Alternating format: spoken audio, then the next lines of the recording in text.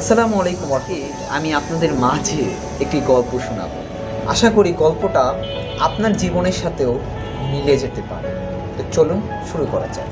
আচ্ছা ভাই, আপনি কি জানেন একটা ছেলে মানুষ যখন বেকার থাকে তখন সে কিন্তু শুধু অর্থনৈতিক সংকটে ভুগে না, বরং সমাজের লোকেরা তার সম্মানটাকেও নষ্ট করে দিয়ে যায়।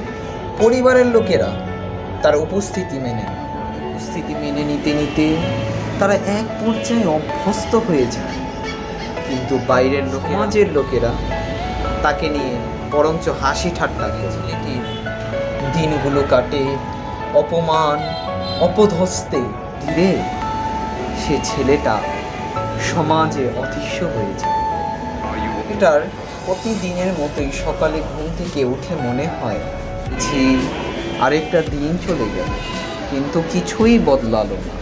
ওর ছেলেটা কাজ খুঁজতে বের হয় এবং তার মনের ভিতরে একটা ভালো চিন্তা থাকে যে তাকে কেউ কাজের জন্য তাকে সুযোগ করে দেবে। তো ছেলেটার দরজার পর দরজা বন্ধ হয়।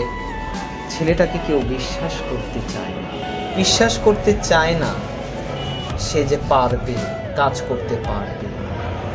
মানুষ বলবে, আরে তোমার তো কোনো অভিজ্ঞতা নেই, তোমাকে আমি কিসের চাকরি দিব, তুমি কিসের কাজ করবে, তুমি আনফিট, তোমার কোনো যোগ্যতা নেই।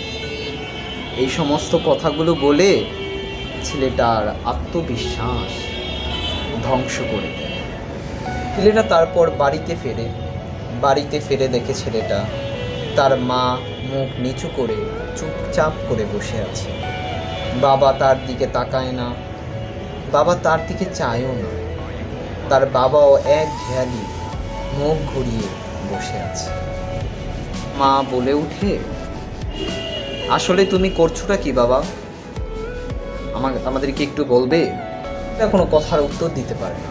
বাবাও এক প্রশ্ন করার পর তবুও ছেলেটা কোনো উত্তর দিতে পারে না। ছেলেটার জীবনে, ছেলেটার লাইফস্টাইলে যাকে ভালোবাসার মানুষটাও না আস্তে আস্তে দূরে সরে যেতে থাকে।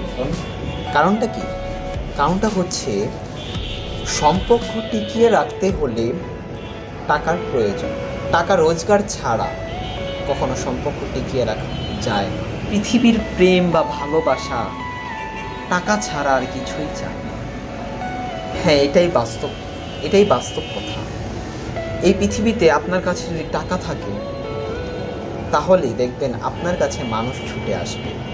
আত্মীয় স্বজন, পরিবার, ভালোবাসার মানুষ সবাই আপনার পিছনে ছুটবে, ঘুরবে। যদি কাউকে ভালোবাসেন তাহলে এই নিষ্ঠুর পৃথিবীতে প্রেমে টাকা ছাড়া আর কিছুই চেনে না। আপনার বন্ধুগুলো দেখবেন মজা করে, পাড়া প্রতিবেশী খোঁটা দেয়, এমন আত্মীয়রা হাসাহাসি করে। সময়ের সঙ্গে সঙ্গে না সে ছেলেটা নিজেকে ঘৃণা করতে শুরু করে। এরকম হয় সে আর কোনো স্বপ্নই দেখে না, কারণ জানে স্বপ্ন শুধু টাকাওয়ালাদের জন্য। আর মানুষ না ভাই, বড় নিষ্ঠুর। এই দুনিয়া শুধু সাফল্যের গল্প শুনতে চায়। বেকার হয়ে বেঁচে থাকা মানে একটা অভিশাপ হয়ে রয়ে বেড়ানো, সমাজের মধ্যে চলা হাঁটা। অভাবের যুদ্ধে সবাই কিন্তু টিকে থাকতে পারে না, বা কেউ কাপুরুষের মতো নিজের জীবনকে কাটায়, বা কেউ একাকিত্ব জীবন, ইনোসেন্ট বয় হিসেবে সমাজের ভিতর রয়ে বেড়ায়।